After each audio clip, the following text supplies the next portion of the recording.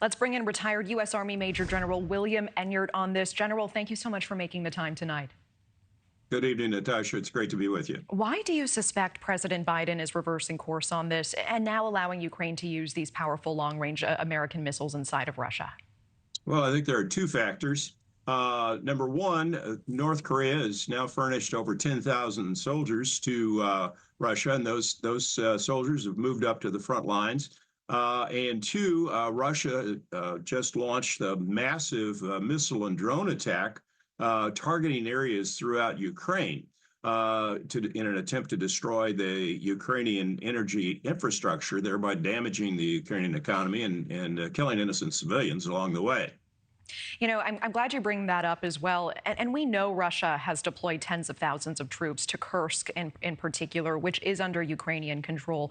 Is the goal here to allow Ukraine to use the weapons in Kursk itself to help them hold on to this region as long as possible?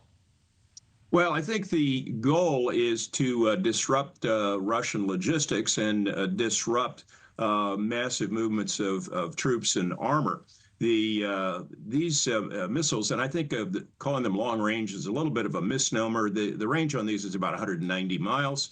To me, a long range missile has got thousands of miles of range, not 190 miles. But certainly it could disrupt concentrations of troops, ammunition, supplies near the Ukrainian front, which will force the Russians to dissipate their forces as they move them up towards the front. And let's talk about this red line, because Putin has warned Western countries against giving Ukraine long-range missiles, saying NATO risks war if they cross the red line.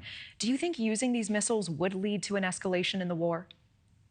Well, Putin has been escalating the war all along. He's the one who launched hundreds of missiles and drones against Ukraine. He's the one who got his friend, the dictator of North Korea, to send tens of thousands of troops to him that he's pushed into this combat. So Putin all along has been aggressively attacking Ukraine.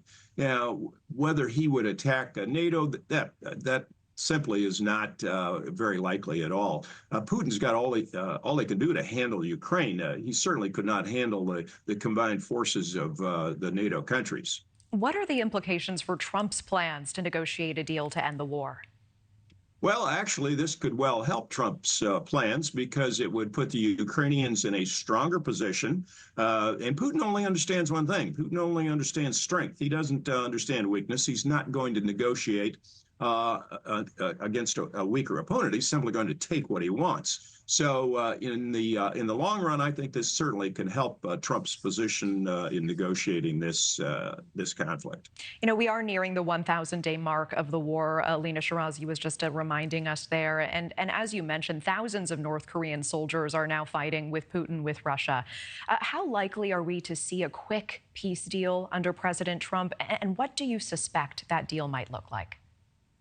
Well, this war has been going on, as you point out, for 1,000 days, for 3 years. I think the only way that it's resolved quickly would be if Putin gets everything he wants. And I don't think that Zelensky is going to cave into that pressure. And it's questionable whether all of the European countries would go along with that. Certainly Poland, Germany, and some of the other countries are very, very concerned about Russia moving any closer to NATO borders, and for good reason. Putin has certainly shown that he has no intention of scaling back his designs on more territory. You know, he invaded Georgia. He seized parts of Ukraine back in 2014. So he has been continuing to be on the march. The only thing that is going to stop Putin is military force.